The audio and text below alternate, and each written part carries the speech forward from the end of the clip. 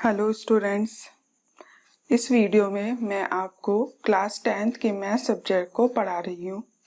हमने chapter number 1 real numbers वास्तविक संख्या स्टार्ट किया था और इसमें हमने एक्सरसाइज 1.1 हमने अपनी कंप्लीट कर ली थी और इसके काफ़ी सारे टॉपिक भी फिनिश किए थे।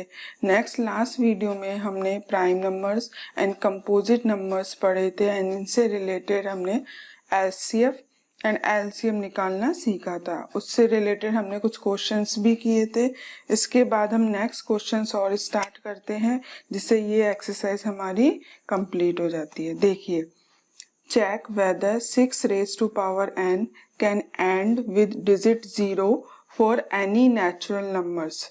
ठीक है, ये बोल रहा है कि जो 6 की पावर n है, 6 की घात n है, हमें ये फाइंड करना है कि ये जो नंबर है क्या ये 0 पे ख़त्म होता है या नहीं, n की कोई भी पावर लेने पे क्या ये 0 पे ख़त्म होगा या नहीं। Next, explain why this and this are composite number. हमें ये निकालना है, एक्सप्लेन करना है कि ये जो दो नंबर्स गिवन है हमें ये कंपोजिट नंबर्स है तो क्यों है, भाज्य संख्या है तो क्यों है। चलो स्टार्ट करते हैं। देखो, 6 की पावर n, अब मैं 6 के फैक्टर्स करती हूँ तो 6 के जो फैक्टर्स होंगे वो क्या होंगे, 2 into 3। इसके अलावा तो कैसे भी नहीं हो सकते। और 6 के हमने फैक्टर्स कैसे निकाले थे, 6 ये एक सम संख्या है, इवन नंबर है तो 2 से डिवाइड किया 3 आया। अब ये ऑड है तो 3 से किया और 1 आया तो 2 into 3 आ गया। अब वो बोल रहा है कि क्या ये 0 पे एंड होता है। देखो, पहले 2 से हम किस नंबर्स का मल्टीप्लाई करें कि 0 आ जाए, या तो ये सारी डिजिट हमारी दोनों जो डिजिट है 0 से मल्टीप्लाई होनी चाहिए, वो पॉसिबल नहीं है, या फिर 5 से होनी चाहिए। देखो 2 into 5 इक्वल्स टू 10, तभी हमारी जो लास्ट डिजिट होती है वो 0 बनती है। बट यहाँ पे तो कोई 5 है ही नहीं और ना 0 है, तो ये हमारा पॉसिबल ही नहीं है कि वो किसी भी n की कोई भी पावर लेने पर ये जो नंबर है ये कभी भी 0 नहीं होगा। यही करना था, यही हमें चेक करना था। चेक वेदर 6 की power n can end with digit 0 for any natural number. अब मैंने देखो 2 into 3, n की पावर 1 लिया 1, फिर नेक्स्ट 2 into 3 n की पावर 2 लिया। नेचुरल नंबर 1 to इन्फिनिटी होते हैं, कोई से भी नंबर ले सकती हूँ लेकिन कभी 0 नहीं आएगा, क्योंकि देखो 3 ऑड नंबर है, 3 को मैं किसी से भी मल्टीप्लाई करके देख लूंगी लेकिन वो कभी 0 नहीं बनता। क्योंकि आप 3 की टेबल बोल के देख लीजिए, 3, 6, 9, 12, 15, 18, 21, 24, 27 एंड 30, लास्ट में 10 पे ही आ रहा है। और 2 की डिजिट बोलने पे 2 की टेबल बोलते हैं 2, 4, 6, 8 एंड 10। और ये कितना बार 2 का 5 टाइम मल्टीप्लाई होगा तभी तो 10 हुआ। तो अगर यहाँ 5 होता तो ये 0 बन जाता, अदरवाइज ये 0 नहीं बन सकता। एंड के किसी भी पावर पे ये जो नंबर है वो कभी 0 नहीं हो गया। क्लियर हो गया। ये नेक्स्ट हो गया। लैंग्वेज तो आप लिख ही सकते हो इसमें। सेकंड, अब हमें 7, 11, 13 प्लस 13 हमें ये बताना है कि ये कंपोजिट नंबर्स हैं या नहीं है। ये इसने बोल दिया कि ये भाज्य संख्या है, लेकिन हमें एक्सप्लेन करना है क्यों। देखो, अभी हमने प्रीवियस वीडियो में 2 नंबर्स पढ़े थे, prime numbers and composite number, भाज्य संख्या और अभाज्य संख्या है। अब प्राइम नंबर्स क्या होते हैं, जिनके 2 फैक्टर्स होते हैं, 1 and itself. And composite numbers, भाज्य संख्या कौन सी होती है, जिनके 2 से ज्यादा फैक्टर्स होते हैं, एक itself and other than this, इन दोनों के अलावा और एक और फैक्टर होता है। अब देखो, मैंने इसमें 13 कॉमन ले लिया, 7 into 11, 1 plus 1, अब ये 1 से डिवाइड हो गया, 13 से भी डिवाइड जाएगा, और ये कोई मल्टीप्लाई करने के बाद एक नंबर तो आएगा ही ना, तो ये इससे भी मल्टीप्लाई होगा, मतलब इसके मोर देन 2 फैक्टर्स हो रहे। This means this is a composite number. Next, 7, 6, 5, 4, 3, 2 1 + 5, मैंने फिर 5 कॉमन लिया इसमें से, 7 6 4 3 2 1 + 1, ये हो गया ना। अब देखो ये 1 से डिवाइड हो गया, 5 इटसेल्फ से भी डिवाइड होगा। नेक्स्ट ये मल्टीप्लाई करने के, इस ब्रैकेट को सॉल्व करने के बाद एक नंबर आएगा, उससे भी डिवाइड होगा। दिस मीन्स कि इसके मोर देन 2 फैक्टर्स है, और मोर देन जब 2 फैक्टर्स होते हैं तो वो कौन से होते हैं? Composite number. कंपोजिट नंबर होते हैं, यही भाज्य संख्याएं होती है। तो क्लियर हो गया कि ये कैसे कंपोजिट नंबर है। लैंग्वेज में तो आप लिख ही सकते हो, लैंग्वेज वाइज आप लिख लेना कि इसको कैसे लिखेंगे, मैंने आपको अच्छे से समझा दिया। क्लियर हो गया, ये आपके एनसीईआरटी बुक एक्सरसाइज 1.2 का क्वेश्चन है। चलो नेक्स्ट आते हैं। अब देखो, गिवन दैट एचसीएफ ऑफ, ये 2 नंबर है, ठीक है, उनका एचसीएफ 9 है, हमें एलसीएम फाइंड करना है 306 और 657 का, ठीक है, ये हमें एचसीएफ निकालना है। देखो मैंने अभी आपको प्रीवियस वीडियो में क्वेश्चंस करवाए थे, उससे रिलेटेड एक फॉर्मूला भी बताया था, मतलब वेरीफाई करवाया था, और फिर आपको बोला था कि ये एक तरह से फॉर्मूला है, आप इसको याद कीजिए, ये आपके आगे जो क्वेश्चन सॉल्व करने में हेल्प करेगा। तो वो फॉर्मूला था HCF multiply LCM equals to a cross b, a multiply b, यही था ना। अब मैं बस इसमें ये वैल्यू पुट कर देती हूँ। एचसीएफ क्या है 9, एलसीएम हमें फाइंड करना है, और ए एंड बी क्या है 306 मल्टीप्लाई 657, ठीक है। तो एलसीएम इक्वल्स टू, ये 9 इधर यहाँ मल्टीप्लाई में है तो दूसरी साइड जाके क्या होगा, डिवाइड में चला जाएगा, 6 5 6 एंड मल्टीप्लाई 9 डिवाइड बाई 9। अब इसको ये 9 से जा रहा है, 9 3 = 27 और 9 4 = 36 एंड 34 इंटू 656, ये इसको सॉल्व कर लेना, यही आपका आंसर है, यही हमारा एलसीएम आएगा। ठीक, क्लियर हो गया। जस्ट ये इस फॉर्मूले बेस पे था। अब अभी यहाँ हमको एलसीएम फाइंड करवाना है। नेक्स्ट आगे कोई भी क्वेश्चन होगा वहां पे एलसीएम गिवन होगा, एचसीएफ फाइंड करवा लेगा, या फिर एचसीएफ और एलसीएम दे रखा होगा और एक नंबर हमको हाइड करके दूसरा नंबर गिवन होगा और एक नंबर को फाइंड करवा लेगा। मतलब इस फॉर्मूले पे बेस पे हम सब कैसे भी क्वेश्चन हम सॉल्व कर सकते हैं। चलो नेक्स्ट क्वेश्चन पे आते हैं। ये इस एक्सरसाइज का हमारा लास्ट क्वेश्चन है। इस क्वेश्चन को हम अच्छे से पढ़ेंगे, ठीक है। ये लैंग्वेज बेस्ड क्वेश्चन है, हमने पहले भी एचसीएफ निकाले थे लैंग्वेज बेस्ड, ऐसे ही ये क्वेश्चन है। देखो, there is a circular path around a sports field, एक हमारा खेल का मैदान है, उस पे एक सर्कुलर ये पाथ है।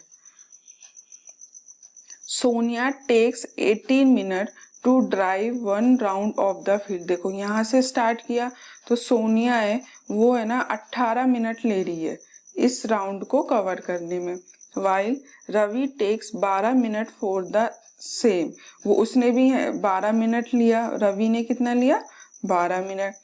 Suppose they both start at the same point and at the same time. देखो ये दोनों ही यहाँ से स्टार्ट कर रहे हैं और एक ही साथ स्टार्ट कर रहे हैं, and go in the same direction, और दोनों ही इसी डायरेक्शन में ऐसे जा रहे हैं। After how many minutes will they meet again at the starting point. तो ये बोल रहा है कि अब ये दोनों इसी पॉइंट पर एक साथ कैसे मिलेंगे। क्लियर हो गया। ये क्वेश्चन ये बोल रहा है कि हमारा एक खेल का मैदान है और उस पे एक सर्कुलर पाथ है, ये सर्कुलर पाथ है, उस पे जो सोनिया है वो इस पॉइंट पे स्टार्ट करती है चक्कर लगाना या राउंड लगाना, और 18 मिनट लेती है उसको पूरा करने में, और जो रवि है वो 12 मिनट लेता है। ये एक ही पॉइंट पे एक ही डायरेक्शन पे और एक ही टाइम पे स्टार्ट करते हैं, तो ये अब दोनों कितने समय बाद आपस में कितने मिनट्स बाद मिलेंगे। देखो हमारे पास 2 ऑप्शन होते हैं, एक एचसीएफ होता है, या तो मैं इन दोनों नंबर का एचसीएफ निकाल दूं या दोनों नंबर का एलसीएम निकाल दूं। अब माइंड में आता है कि एचसीएफ निकाल के देखती हूँ मैं। देखो अगर मैं इन दोनों नंबर का देखो एचसीएफ निकालती हूँ 12 एंड 18, ठीक है, इनके फैक्टर्स किए 2 × 3 और इंटू 2 मीन्स 2 की पावर 2 इंटू 3 और ये 12 का हो गया। एंड 18 के फैक्टर्स क्या होंगे 2 इंटू 3 इंटू 3, ये हो गया 2 इंटू 3 रेज टू पावर 2, मतलब 3 की पावर 2 हो गई। तो अगर मैं अब इसका एचसीएफ निकालती हूँ, ठीक है, तो एलसीएफ क्या होता है, lowest power of every prime numbers. तो प्राइम नंबर्स क्या है यहाँ 2 की लोएस्ट पावर क्या है 2, तो 2 ले ली। यहाँ 3 की क्या है 3, मतलब 6। अभी ये क्या बोल रहा है एलसीएफ निकालने के लिए कि 6 मिनट बाद ये दोनों आपस में मिलेंगे। देखो लेकिन ये तो पॉसिबल ही नहीं है ना, क्योंकि देखो अब ये 12 मिनट में एक चक्कर लगा रहा है यहाँ पे, तो एटलीस्ट कम से कम 12 मिनट तो इनको लगेंगे ही लगेंगे ना। लेकिन जब ये 12 मिनट में अपना चक्कर पूरा कर लेगा तो ये तो बहुत आगे निकल गया होगा। क्लियर है ना, क्योंकि वो 6 मिनट आगे हो चुका है, क्योंकि ये तो ये तो पहले पूरा हो गया। एक तो 18 मिनट ले रहा है, एक 12 मिनट ले रहा है, ठीक है, इसने तो 12 मिनट में पूरा कर दिया। लेकिन अभी जो सोनिया है वो तो पीछे है ना, वो तो उसने तो अभी अपना पूरा चक्कर लगाया नहीं। अब जब ये 18 मिनट में पूरा कर लेगी तो ये तो आगे निकल जाएगा, तो ये मिल ही नहीं पाएंगे। तो एचसीएफ तो कैसे भी इसका नहीं निकलेगा, इसलिए हम इसका एलसीएम निकालेंगे। इन दोनों डिजिट का जब मैं एलसीएम निकाल दूंगी तो उस मिनट्स पे ये आपस में मिलेंगे। देखो एलसीएम क्या होता है, हाईएस्ट पावर प्राइम नंबर्स। तो ये देखो 2 की पावर 2 इंटू 3 की पावर 2।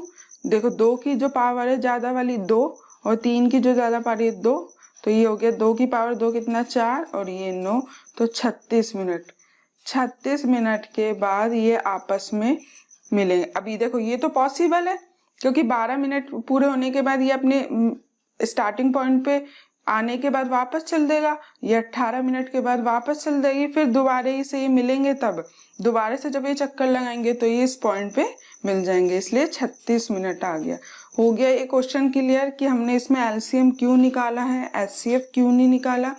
एचसीएफ हमारा 6 मिनट आया था और 6 मिनट में तो इनका चक्कर ही एक पूरा राउंड ही कंप्लीट नहीं होता है। क्लियर, तो इसलिए हमने इसका एलसीएम निकाला है।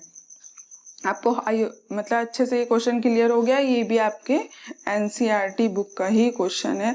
नाउ एक्सरसाइज 1.2 कंप्लीट हो गई है। ठीक है, आप क्वेश्चंस करना, कुछ भी डाउट होते हैं या और किसी भी टाइप का क्वेश्चन है तो आप मुझसे पूछ लेना।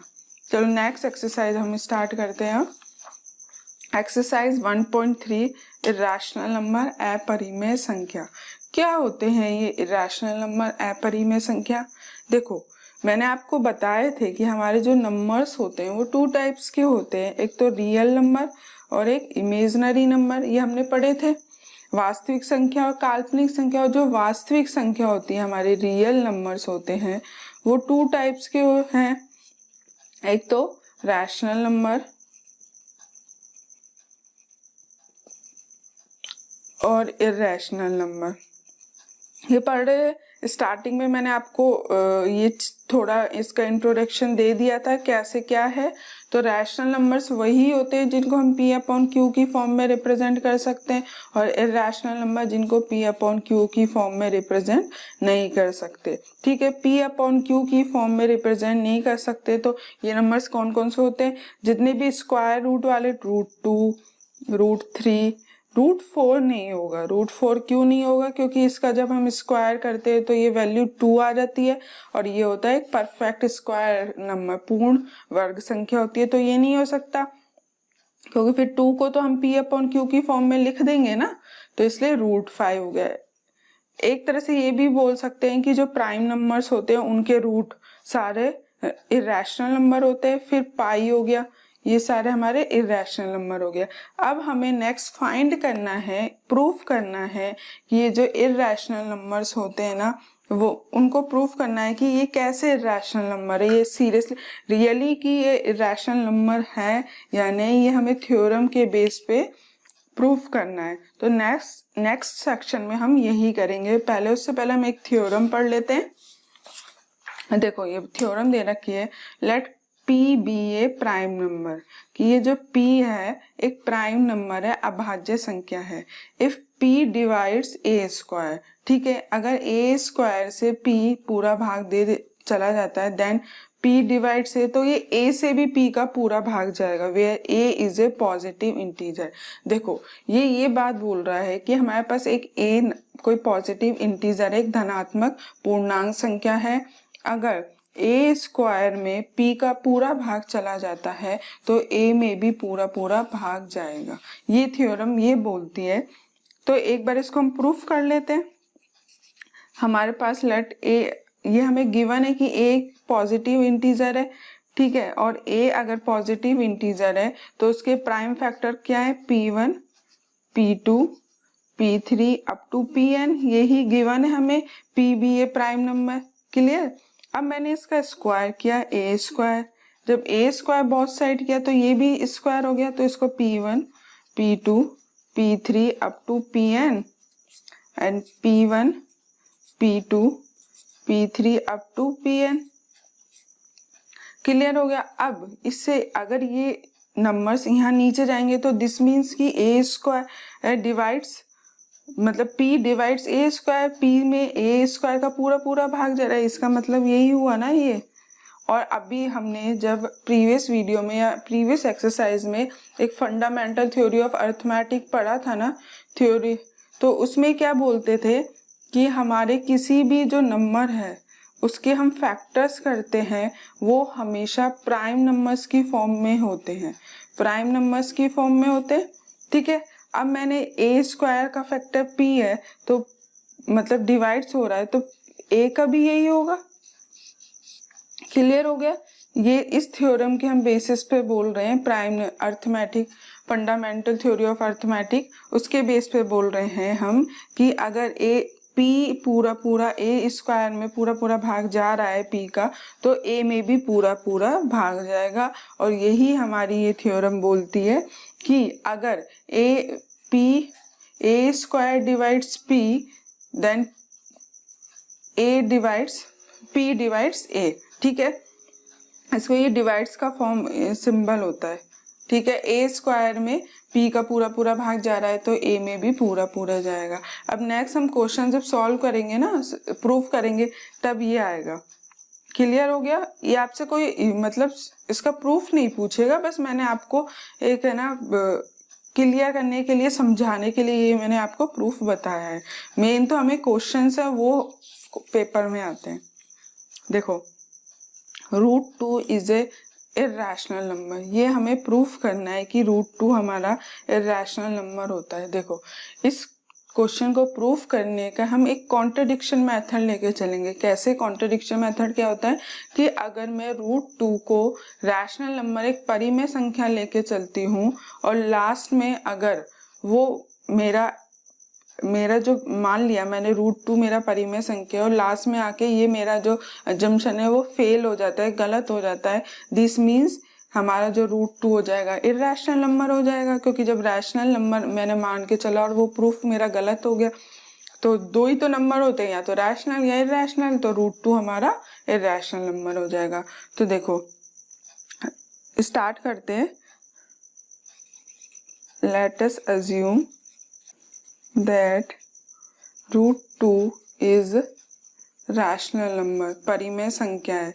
हमने ये एक अज्यूम किया है, माना है कि √2 एक परिमेय संख्या है, ठीक है। अगर √2 परिमेय संख्या है तो मैं उसको a/b की फॉर्म में लिख सकती हूँ, ठीक है, क्योंकि जो परिमेय संख्या होता है उनको अपन p/q की फॉर्म में लिखते हैं। And where a and b are integers, a and b पूर्णांक है and have coprime factors, या आप a एंड b को प्राइम सहभाज्य गुणनखंड की, इनमें एक ही फैक्टर हो गए, एक के अलावा कोई सा नहीं हो सकता, और b is not equals to 0, यही होता है।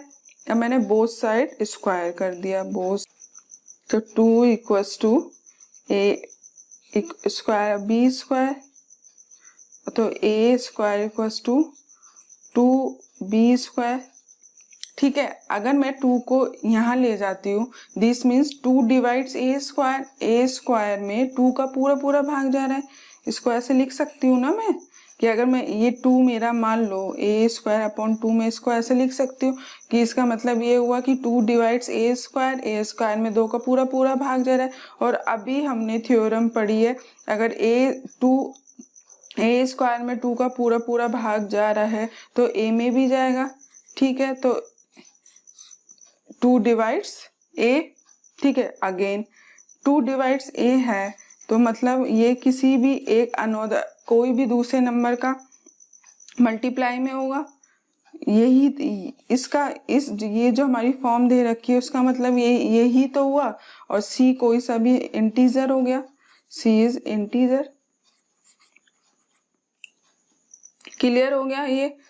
अब बोथ साइड स्क्वायर किया, ये हमारी इक्वेशन नंबर 1 थी। इसका square a square equals to 4c square, और ए स्क्वायर की वैल्यू मैं इक्वेशन 1 में रख देती हूँ। तो a 4c square equals to 2b square. तो ये 2 से 2 कैंसिल हो गया तो यहाँ 2 आया, 2c square equals to b square. अब b स्क्वायर का भी यही हो गया कि अगर 2 को मैं यहाँ ले लेती हूँ, माना मैंने 2 को यहाँ ले लिया, अब 2 को मैं यहाँ ले लिया, दिस मीन्स कि 2 डिवाइड्स b स्क्वायर, और मतलब b स्क्वायर में 2 का पूरा पूरा भाग जा रहा है। और थ्योरम क्या बोल रही है, अगर b स्क्वायर में जा रहा है तो b में भी जाएगा। देखो 2 divides b square and 2 divides b। ठीक है, तो इससे और इससे क्या पता चल रहा है कि a एंड b में 2 का पूरा पूरा भाग जा रहा है। तो इसमें a एंड b का एक और फैक्टर हो गया 2, एक से। लेकिन हमने क्या पढ़ा था कि जो √2 है वो एक रैशनल नंबर है और ये को प्राइम फैक्टर है, तो इनके इसमें एक ही कॉमन फैक्टर होना चाहिए, एक से ज्यादा नहीं होना चाहिए। बट यहाँ पे तो 2 भी हो गया, तो ये एक कॉन्ट्रडिक्शन फेल हो गया कि √2 जो प्राइम नंबर मैंने √2 रैशनल नंबर लिया था, ये कॉन्ट्रडिक्शन हमारा फेल हो गया। कि यहाँ पे ये फेल इसलिए हो गया क्योंकि इसमें एक के अलावा 2 भी फैक्टर है, जिससे 2 का भी इसमें पूरा पूरा डिवाइड जा रहा है। ठीक है, अब देखो मैं आपको इसको एक और बार क्लियर अच्छे से समझा देती हूँ। √2 इज इर्रेशनल नंबर है, ये हमको एक बार प्रूफ करना था। इसको प्रूफ करने के लिए मैंने एक कॉन्ट्रडिक्शन लिया, मींस एक तरह से मैंने ये चीज ली है कि अगर ये रैशनल नंबर्स हमारे 2 टाइप्स के होते हैं, एक रैशनल नंबर होता है और एक इर्रेशनल नंबर। अगर ये रैशनल नंबर नहीं होंगे तो दूसरा इर्रेशनल ही होगा। तो मैंने इसको स्टार्टिंग में लेके चला कि √2 हमारी एक परिमेय संख्या है। अगर √2 हमारी परिमेय संख्या है, इसका मतलब क्या होता है कि इसको मैं p/q की फॉर्म में लिख सकती हूँ, और यानी √2 इक्वल्स टू a/b। अब यहाँ पे according to definition of rational number a and b are integers, a और b हमारे पूर्णांक होंगे, b is not equals to 0 होगा, और a and b have coprime factors. इनमें को प्राइम क्या होता है, जिनमें सिर्फ एक ही फैक्टर होता है अदर देन, और एक के अलावा कोई सा भी नहीं होता। ठीक है, अब हमने दोनों इस इक्वेशन में बोथ साइड स्क्वायर कर दिया, तो ये √2 हो गया, और a स्क्वायर b स्क्वायर आपस में इनको मल्टीप्लाई कर दिया, तो a square equals to 2b square. ये हमारी इक्वेशन 1 है। अगर इस 2 को मैं यहाँ नीचे ले लूंगी, इसका मतलब क्या होगा, 2 डिवाइड्स a स्क्वायर, मतलब 2 का a स्क्वायर में पूरा पूरा भाग जा रहा है। और अभी हमने जो थ्योरम पढ़ी थी कि अगर ये 2 a स्क्वायर में 2 का पूरा पूरा भाग जा रहा है तो a में भी जाएगा। तो मैंने यही लॉजिक यहाँ पे लिया है कि a में 2 का पूरा पूरा भाग जा रहा है, 2 डिवाइड्स a। नेक्स्ट, अगर ये डिवाइड्स हो रहा है तो ये किसी भी इंटीजर किसी भी नंबर्स का मल्टीप्लाई में होगा, मतलब ये 2 का मल्टीप्लाई तो होगा a, तो a इक्वल्स टू 2c हो गया। c कोई भी इंटीजर हो सकता है। क्लियर, तो ये मैंने c ले लिया। अब मैंने यहाँ फिर बोथ साइड स्क्वायर के, a square equals to 4c square, यहाँ पे a स्क्वायर की वैल्यू पुट कर दी मैंने, 4c square equals to 2b square, 2 से 2 यहाँ पे cancel, 2 time 2c square equals to b square. Same वही चीज हो गई यहाँ पे। अगर ये 2 इधर नीचे जाता है तो क्या होगा, ये कि 2 डिवाइड्स b स्क्वायर, 2 का पूरा पूरा भाग जा रहा है बी स्क्वायर में, अगर बी स्क्वायर में जा रहा है तो बी में भी जाएगा, तो ये बी भी हो गया, मतलब ए एंड बी दोनों में ही 2 का पूरा पूरा भाग जा रहा है, तो इसके 2 फैक्टर हो गया, ए और बी का फैक्टर 2 हो गया।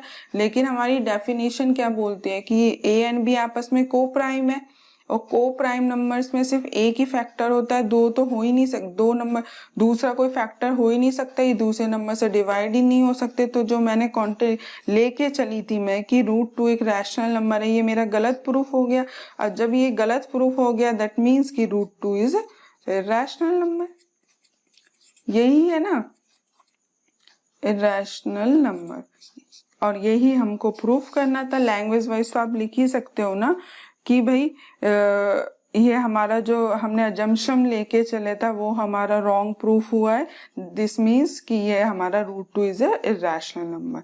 क्लियर हो गया। ऐसे ही हमको और √3 √5 1/√2 ऐसे सारे जो रूट वाले नंबर्स होते हैं उनका प्रूफ करना है कि ये रैशनल नंबर हैं। क्लियर हो गया। ये आपको यहाँ तक क्लियर अच्छे से समझ आया होगा। नेक्स्ट में आगे इसी टाइप के इसी सेम पैटर्न के 1-2 क्वेश्चंस और करवाऊंगी तो आपको और समझ में आ जाएगा, क्योंकि ये थोड़ा एक थ्योरिटिकल है ना, और प्रूफ तो हम अपने अकॉर्डिंग करते जाते हैं ना, प्रूफ में तो स्टेप बाय स्टेप फॉलो ही करना पड़ता है कि ऐसे ऐसे हमारे मन में डाउट आता है कि ये ऐसे क्यों कर रहे हैं, थोड़ा स्टेप बाय स्टेप हमको फॉलो करना ही पड़ता है प्रूफ में। तो लेकिन नेक्स्ट क्वेश्चन और करेंगे तो उसमें आपको अच्छे से और समझ में आएगा, वो हम नेक्स्ट वीडियो में करेंगे। ये आप अच्छे से इसको पहले समझ लेना और अच्छे से सारे कंसेप्ट को एक बार रिवाइज कर लेना। ठीक है, थैंक यू।